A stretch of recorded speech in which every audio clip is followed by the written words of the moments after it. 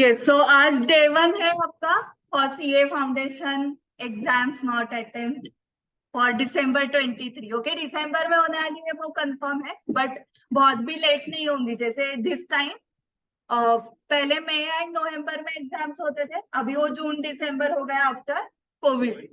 सो जून में भी 10 जून से वगैरह होती थी, दिस टाइम ही इतना लेट हुआ है कि 24 जून से है। सो दिसंबर में इतना लेट नहीं होगा, 10 दिसंबर के आसपास आपकी एग्जाम होगी। उनको क्या शेड्यूलिंग करना पड़ता है कि आप FY बीकॉम में जाओगे तो आपके FY बीकॉम के सेमिस्टर्स आएंगे ना, सारे कॉलेजेस के ऑल ओवर इंडिया। वो डेट्स देख के थोड़ा उनको उनके डेट एडजस्ट करने पड़ते हैं। ओके, तो हम टाइम रखेंगे कि 30 नवंबर तक हमें सब कंप्लीट करना है। सो हमारा शेड्यूल कैसे रहेगा? 4 मंथ्स नॉर्मल बैच, मतलब उसमें सारे कंसेप्ट सिखाए जाएंगे, टॉपिक होते ही टॉपिक वाइज टेस्ट होंगे। एंड 4 मंथ्स होने के बाद, मतलब अप्रैल में, जून जुलाई अगस्त सितंबर, आपको रिवीजन बैच रहेगी। रिवीजन बैच में 50% सिलेबस कंप्लीट होने के बाद 50% के ऊपर आप टेस्ट लिखोगे। देन नेक्स्ट 50% सिलेबस हम रिवाइज करेंगे, उसके ऊपर टेस्ट लिखोगे। ये कब होगा? अगस्त सितंबर। एंड देन अक्टूबर नवंबर में क्या करना है आपको? फुल सिलेबस के टेस्ट लिखने हैं। तो 4 महीने में टॉपिक वाइज लिखने हैं। और रिवीजन के टाइम कौन से लिखोगे? 50% वाले। एंड रिवीजन बैच होने के बाद, मतलब अक्टूबर नवंबर दिवाली के टाइम में फुल सिलेबस के टेस्ट लिखने हैं आपको। ओके, अभी इतने topic wise test, portion wise full syllabus, इतने टेस्ट लिखने के बाद, इतनी बार रिवाइज करने के बाद कोई फेल होगा क्या? बताओ, नहीं हो सकता। जो स्टूडेंट्स फेल होते हैं उनके 2 रीजन है फेल्यूर के। फर्स्ट रीजन ये है कि वो टारगेट कम रखते हैं, पासिंग का टारगेट होता है। मतलब 12th तक आपका टारगेट था क्या मैम? 35% आ गए, बहुत हुआ। 12th में क्या टारगेट रखा था आपने? 85+, करेक्ट। एंड अभी सीए में आने के बाद आपने क्या टारगेट रखा है? हाँ, तो वो 80+ ही होना चाहिए सबका। अगर आप आपके सीनियर्स को मिलोगे, आपके फ्रेंड्स को देखो, अभी आपके कुछ फ्रेंड्स ने दूसरे क्लास लगाए हैं, उनको पूछो टारगेट क्या है। पूछो, आज दूसरे क्लास के लोगों को टारगेट पूछो, जो आपके फ्रेंड्स जून में एग्जाम देने वाले। जून में एग्जाम है तुम्हारी फाउंडेशन की, क्या टारगेट रखा है? अकाउंट्स का टारगेट क्या रखा है? अरे सीए के एग्जाम दे रहा हूं मैं, पास हुए तो भी बहुत हुआ। करेक्ट, पास, बस मुझे पास होना है, ऐसे बताएंगे वो। बताएंगे ऐसे ही बताएंगे। सो कैसे होता है कि 85 90 या अकाउंट्स में 100 आउट ऑफ 100 चाहिए, ये टारगेट होता है हमारा 12th में। क्यों होता है? क्योंकि हमें टीचर्स बताते हैं, या हमने आजू बाजू में देखा हुआ रहता है कि इसको अकाउंट्स में 100 आउट ऑफ 100 थे 12th में, तो हमें भी लगता है ना कि हमें भी मिलने चाहिए। यहाँ पर क्या देखते हो आप सीए में? इसको 2 अटेम्प्ट लगे, उसको 5 लगे, वो तो अभी 30 एज हो गया फिर भी उसका चल ही रहा है। तो हमें लगता है क्या है, ये कॉमन है। आप आपके सीनियर्स को मिलो, वो इतना लाइटली आपको बताएंगे कैजुअल में, हाँ मेरा 3rd अटेम्प्ट है। तुम 2 बार फेल हुए हो, नापास झालायस तू 2दा, ह्याची काहीच लाज वाटत नाहीये। म्हणजे निर्लज्ज होतात मुलं। अथर्व को पता होगा, अथर्व टेस्ट सीरीज को जो स्टूडेंट्स आते थे, चिल होते थे ना। हाँ, करेक्ट, वो बजाज। 5th अटेम्प्ट इतना डिफिकल्ट है ही नहीं, foundation 5th attempt, so possible ही नहीं है। तो एग्जैक्टली हुआ ही है उसका बीकॉम, और वो क्या कर रहा है, साइड बाय साइड सीएस भी कर रहा है। तो बैकअप प्लान्स लगा रहा है वो। बैकअप आपने लगाया ना तो आप ढीले हो जाते हो। मेरे पास बैकअप है ही नहीं कुछ, मुझे लाइफ में यही करना है, ये नहीं हुआ तो दूसरा कुछ है ही नहीं मेरे पास करने के लिए, ऐसा आपने रखा ना दिमाग में, तो आप ज्यादा मेहनत लोगे ना।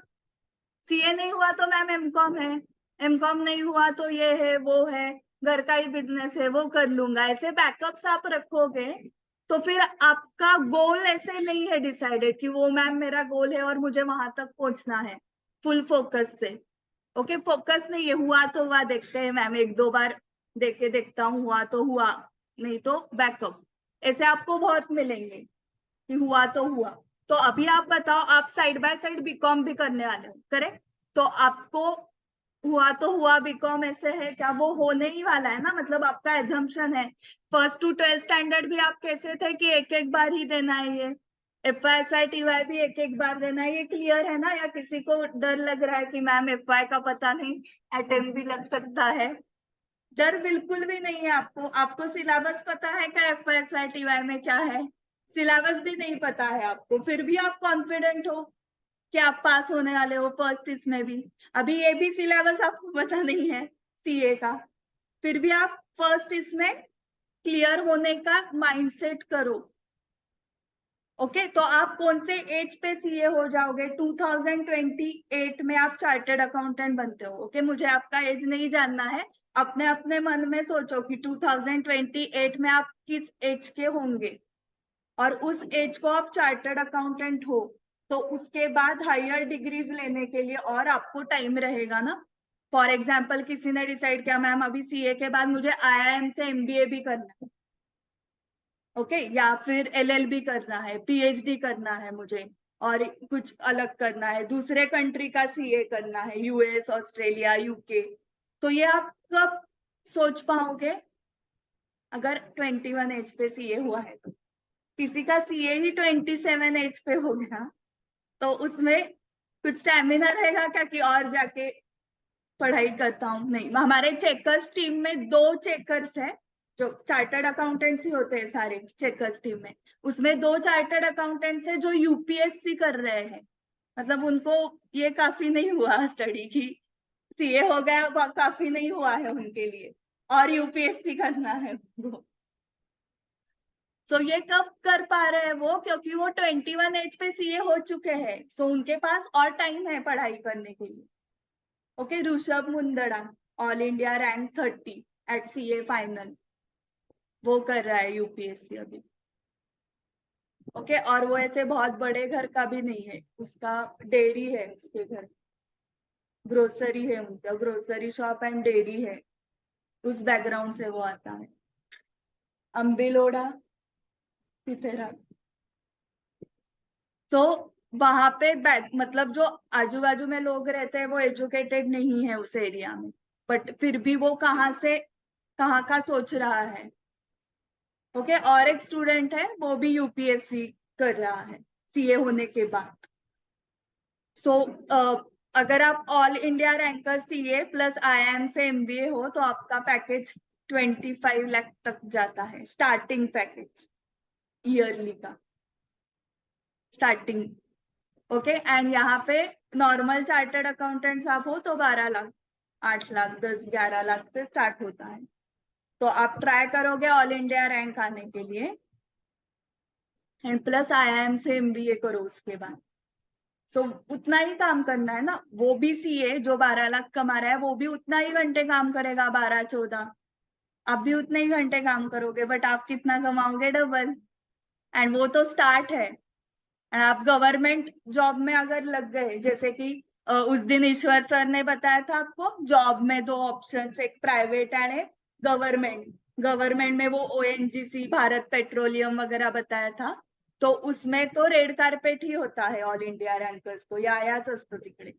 तो आपको वो पैकेज तो मिलता ही है, बट अदर फैसिलिटीज भी दिए जाते हैं क्योंकि गवर्नमेंट जॉब है, तो अदर फैसिलिटीज भी आपको मिलते हैं विथ पैकेज। तो ये किनको मिलता है? जो 200 पे पास हुए हैं उनको, या जिनका स्कोर बहुत अच्छा है उनको मिलेगा ये सब स्कोर। तो अभी 230 डेज जो बचे हैं उसमें सारे ही स्टूडेंट्स पढ़ाई करने वाले हैं, बट सारे 300 पे पास नहीं होने वाले। तो अगर हम 300 पे पास हुए, हमारा रेज्यूमे कितना स्ट्रांग होगा? अभी तक का रेज्यूमे अच्छा है ना आपका? 80-90 वाला है ना? हाँ, तो अभी वो आगे कंटिन्यू करना पड़ेगा, नहीं तो रेज्यूमे खराब हो रहा है ना स्टूडेंट्स का। अभी वो 5 अटेम्प्ट वाला, उसको अगर 12th में 95 है, पता नहीं हमें, अगर है, बट आगे का रेज्यूमे कैसे होने वाला है अभी उसका? और जो इंटरव्यू लेने वाला है वो आपके 12th में ज्योग्राफी में 100 आउट ऑफ 100 थे, एंड साइंस में 89 थे, वो मार्क्स नहीं। संस्कृत में मैं टॉपर था तो क्या संस्कृत में टॉपर होके उसको ऑफिस में कुछ फायदा है क्या? उसको तो टैक्स, ऑडिट, अकाउंट्स, ये सब लॉ, इसमें आपका कितना नॉलेज है, उसके ऊपर आपको जॉब मिलने वाला है। करेक्ट। आप संस्कृत के टीचर बनना चाहते हो तो वहां पे फायदा है कि मुझे 100/100 थे, बट आप कोई नहीं बनने वाले हो शायद। सो वो संस्कृत ज्योग्राफी वाले मार्क्स जो आपके रेज्यूमे में अभी आ चुके हैं उसका फायदा नहीं है। एंड होता कैसे है, सारे स्टूडेंट्स के पेरेंट्स चार्टर्ड अकाउंटेंट्स नहीं होते हैं, तो वो 12th तक का आपको बता पाएंगे। उसके बाद एक तो आप मेजर होते हो, आप इस एज में हो कि आप 18 कंप्लीट होने वाले हो अभी। सो पेरेंट्स क्या सोचेंगे, अभी ये मेजर हुआ है मतलब इसको समझेगा ना कि अगर 7:38 को क्लास है तो उठना है, तैयार होना है, जाना है, या खुद से होना चाहिए। अगर आपको अभी भी पेरेंट्स लग रहे उठाने के लिए, तो हम मेजर नहीं हुए। आपके पेरेंट्स को उठाना पड़ता है क्या, या ऑटोमेटिक उठते हैं? ऑटोमेटिक। तो आप ऑटोमेटिक मोड पे अगर गए हो तो ही आप मैच्योर्ड हो चुके हो।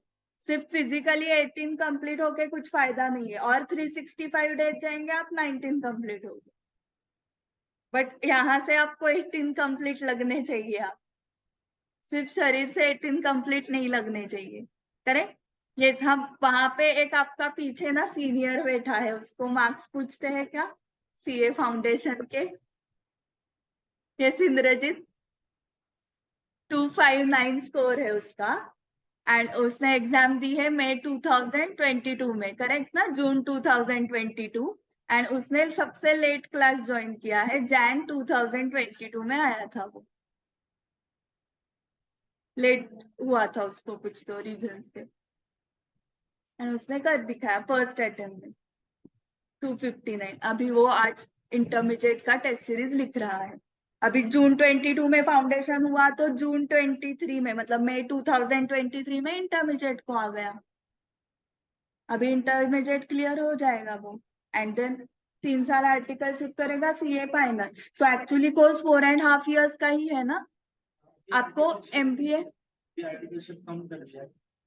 कहाँ पे नोटिफिकेशन पढ़ा तुमने, ये दिखाओ मुझे भी। नहीं, मेरी एक फ्रेंड है वो भी सीए कर रही है, उसके कुछ इंस्टीट्यूशन से ऐसे आया कि जो अब जा रहा है। हाँ हाँ, तो उसको फोटो भेजने के लिए बोलोगे। हाँ, क्योंकि एक्चुअल क्या है मुझे पता है, बट मैं नहीं बताने वाली हूँ। उसको रिसर्च एंड डेवलपमेंट R&D करने दो उसको वो फोटो भेजने के लिए बोलो कि मेरे टीचर ने वो जो नोटिफिकेशन तुमने पढ़ी ना एंड स्प्रेड कर रही हो तुम जूनियर्स को, उसका फोटो पूछा है देने के लिए। ओके ओके, तो ये सब कंफ्यूजन ऐसे स्टार्ट हो जाते हैं। तुम पूछो उसको नोटिफिकेशन, वो ड्राफ्ट है, ड्राफ्ट। ड्राफ्ट का मीनिंग समझते हो आप? फाइनल नहीं, वो ड्राफ्ट होता है, तो वो ड्राफ्ट है अभी तक, एंड कंफर्म नहीं है ये अभी तक।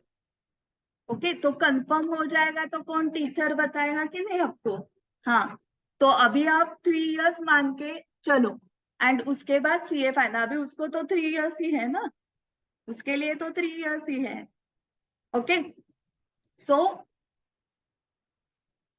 मैं क्या बता रही थी, इंटरमीडिएट के बाद आर्टिकल। हाँ, तो वही मतलब, तो वो सीए फाइनल हो जाएगा। तो मैं पूछ रही थी आपको कि एमकॉम होने के लिए कितने साल लगते हैं, एमबीए होने के लिए कितने साल लगते हैं आफ्टर 12th, आप बताओ। 5 years। सीए होने के लिए 4.5 years लगते हैं। एंड अगर ये बोल रहा है ऐसे आर्टिकल सिर्फ 1 साल का हो गई, तो 3.5 years ही लगेंगे ना। तो आपके कोई फ्रेंड एमबीए या एमकॉम कर रहे हैं तो उनके पहले आप चार्टर्ड अकाउंटेंट हो। एंड एमबीए एंड एमकॉम की सैलरी कितनी होती है?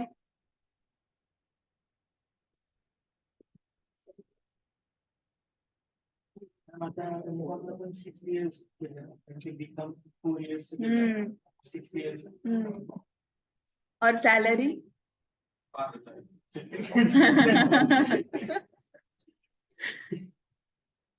सच हमेशा कड़वा होता है। करेक्ट बताया उसने। और मैंने आपको सीए के पैकेजेस क्या बताया, आपको समझ में आ रहा है? सो आपको ऐसे बैकअप प्लान रखने चाहिए क्या कि मैम सीए नहीं हुआ तो एमकॉम कर लेता हूँ। 12 लाख से आप डायरेक्टली 60,000 पे आ रहे हो। हाँ, 5,000। एंड अभी तो रिसेशन चल रहा है क्या या नहीं? इकोनॉमिक्स में आपने पढ़ा होगा रिसेशन वगैरह। चल रहा है क्या रिसेशन? हाँ, चल रहा है ना, लोगों को निकाल रहे हैं जॉब से।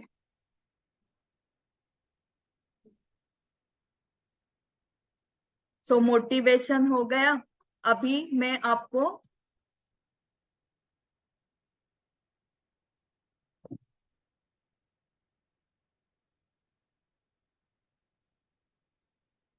मेरी इंट्रोडक्शन करके देती हूँ, देन आपकी इंट्रोडक्शन होगी, देन सब्जेक्ट की इंट्रोडक्शन होगी।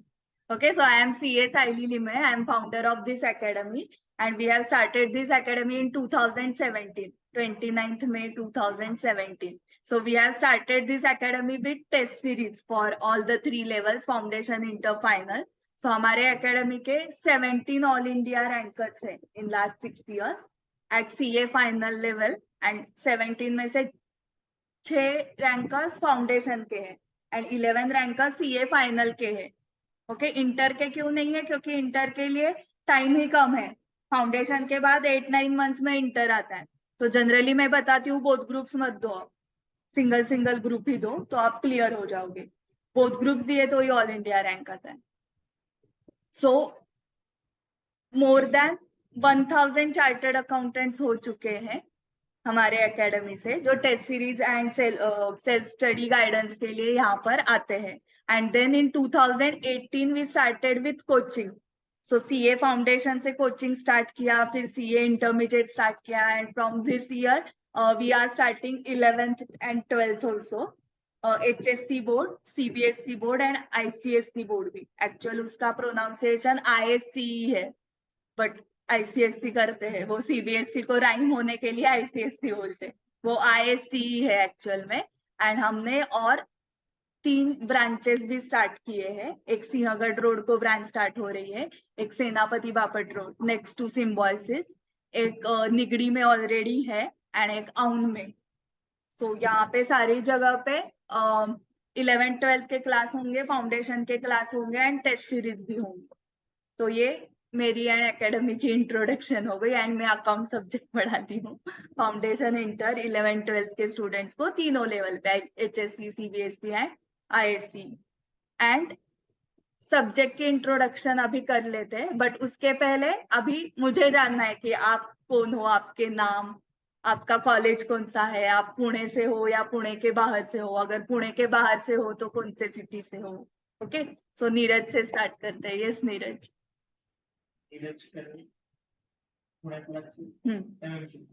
ओके, एंड 12th अभी हो चुका है ना complete? Okay, yes.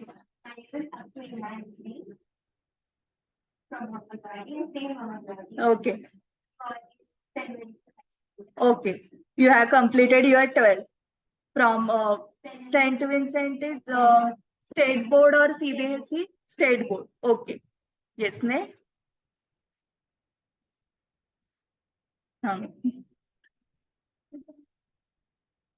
Okay, state board है।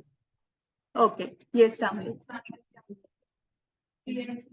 ओके, ओके, 12th कंप्लीट ना आता? Yes, okay, yes.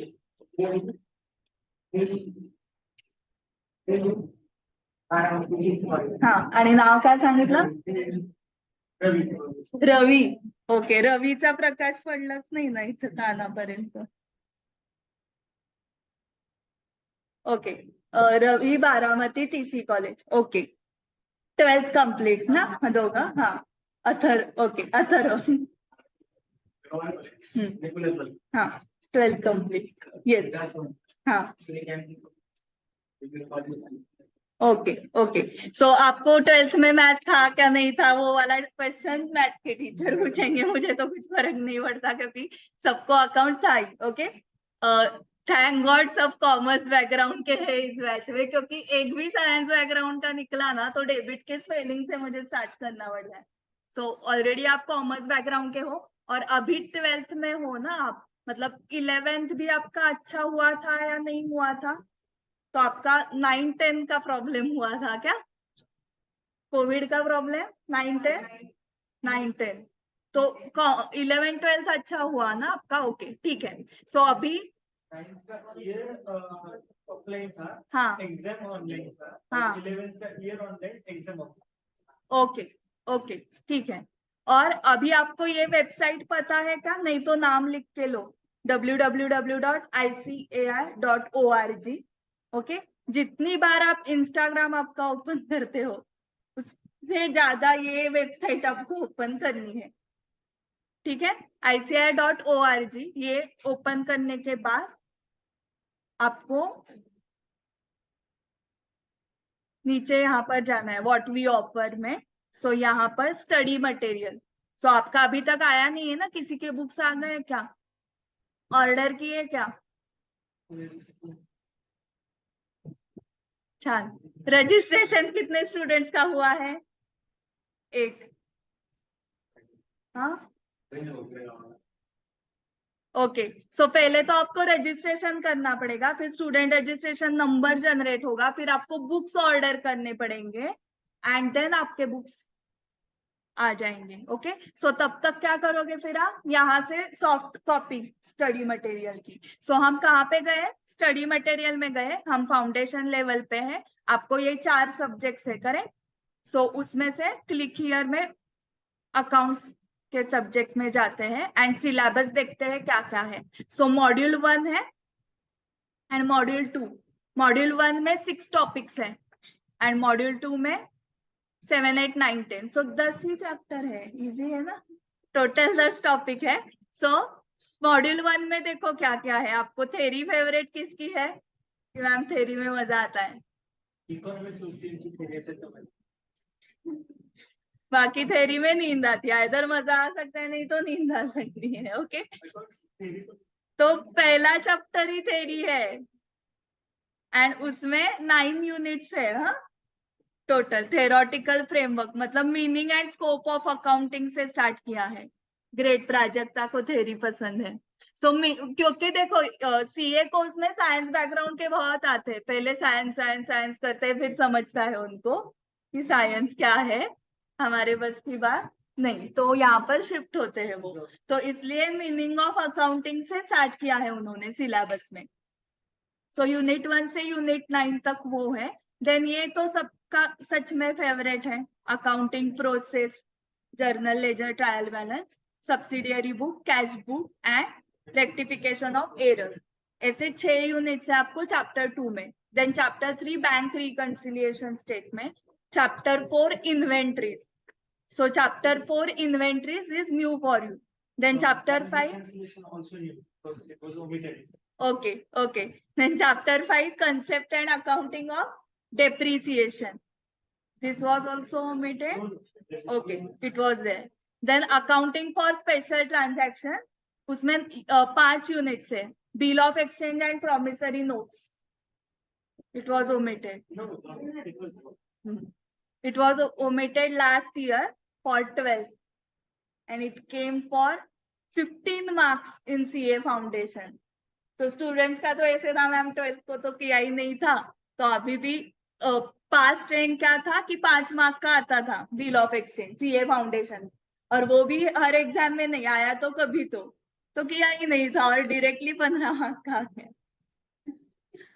सो ये जो 5 यूनिट्स है उसमें से मुझे लगता है कि सिर्फ ये आपने पढ़ा हुआ है, ये नए हैं आपके लिए। Sale of goods, consignment, average due date, account current. So आपको अभी एक चीज समझी होगी कि ये 11-12 जैसा नहीं है कि partnership 15 marks confirm, okay, bill of exchange 10 marks confirm, जो भी है मार्क्स, तो वो कंफर्म ऐसे कुछ नहीं होता है इधर।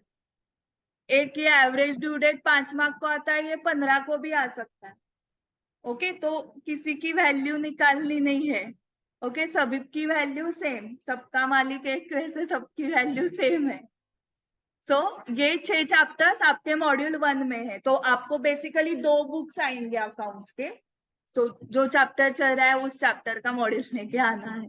And then 7 final accounts of sole proprietor, partnership favourite है क्या, एडमिशन, रिटायरमेंट, डेथ। उसके पहले भी 2 यूनिट है, intro to partnership accounts and treatment of goodwill, financial statements of NPU and company accounts.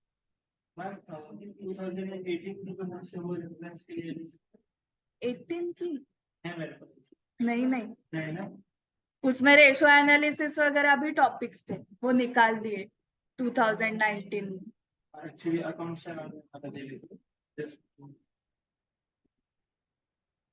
वो इंद्रजीत बैठा था ना, उसके ले लो बुक्स। उसके भी मई 22 के, जो अभी जिन्होंने दिसंबर 22 में एग्जाम दी है ना, उनके बुक्स ले सकते हो जब तक आपके नहीं आ रहे। रिसेंट वाले लो ना।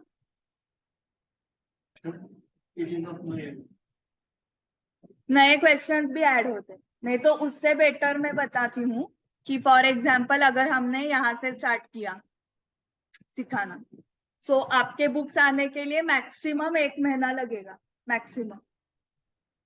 तो जर्नल का 33 पेजेस का प्रिंट निकालो,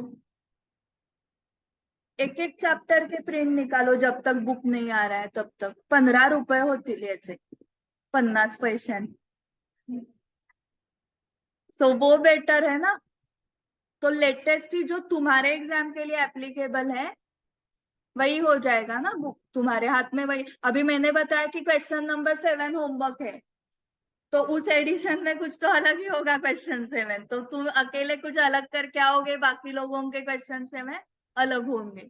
सो बेटर जो आपको एप्लीकेबल है वही लेना है आपको, ठीक है। तो मैंने सब्जेक्ट की इंट्रोडक्शन समझ में आ गई आपको, ये डिस्क्रिप्टिव है वो भी पता है आपको पेपर। अभी हमें जाना है दूसरी जगह पे, वेबसाइट पे ही। स्टडी मटेरियल तो देख लिया हमने, उसके साथ आपको क्वेश्चन सॉल्विंग प्रैक्टिस के लिए क्या क्या, ये लाइन है ना, ये इंपॉर्टेंट है। इस लाइन में से क्या इंपॉर्टेंट है, स्टडी मटेरियल। आपको सीए चार्टर्ड अकाउंटेंसी कोर्स के बारे में जानना है तो ये आप टाइम पास जब करते हो तब ये देखो। उसके बाद स्टूडेंट्स जर्नल टाइम पास के टाइम आपको देखना है। ये 3 जो है ना वो बाद में करने हैं आपको। ये दोनों तो आपके लिए नहीं है, वो फाइनल एंड इंटर के लिए है। सब्जेक्ट वाइज कैप्सूल आपके लिए रिवीजन के लिए ये है। मतलब जो स्टडी मटेरियल हमने देखा उसमें तो सब बहुत डिटेल में होगा ना, तो ये कैप्सूल मतलब इसमें शॉर्ट में है। तो सब्सिडियरी बुक्स ऐसे चार्ट फॉर्म में आप फटाफट रिवीजन करने के लिए। सो 41 पेजेस में पूरा अकाउंट्स रिवाइज, तो इसका आप कलर प्रिंट निकाल सकते हो। बट डायरेक्टली यहाँ से पढ़ना स्टार्ट करना है क्या, नहीं मैम वो मॉड्यूल बहुत बड़ा है, हम क्या करते हैं ये 41 पेजेस पढ़ के जाते हैं। तो ये डायरेक्ट नहीं है, ये कब करना है, रिवीजन के टाइम। सो वो भी मैंने बताया सब्जेक्ट वाइज सब यहाँ पर ही मिलेंगे आपको, बाकी सब्जेक्ट के भी। सो अभी कैप्सूल नहीं लगेगी हमें, बाद में लगेगी। हाँ ये यहाँ पर है। हाँ and previous question papers, revision test papers, suggested answers and mock test papers, ये पूरी रो हमारे लिए इम्पोर्टेंट है। सो प्रीवियस क्वेश्चन पेपर्स मतलब क्या, जो एक्चुअल पेपर्स हो चुके हैं वो। उसमें भी फाउंडेशन में, उसमें देखो मैथ्स एंड इकोनॉमिक्स के मिलते ही नहीं है क्वेश्चन पेपर, वो आउट ही नहीं होते क्योंकि वो एमसीक्यू बेस्ड है। सो जब आप एग्जाम लिखोगे तो क्वेश्चन पेपर आपका वापस लिया जाएगा मैथ्स एंड इकोनॉमिक्स का। फिर आपको 2 घंटे मिलते हैं मैथ्स एंड इको में, तो उस टाइम में आपने जितना लर्न किया है उतना आप क्या कर सकते हो, बता सकते हो कि ये क्वेश्चन आए। ओके सो आपको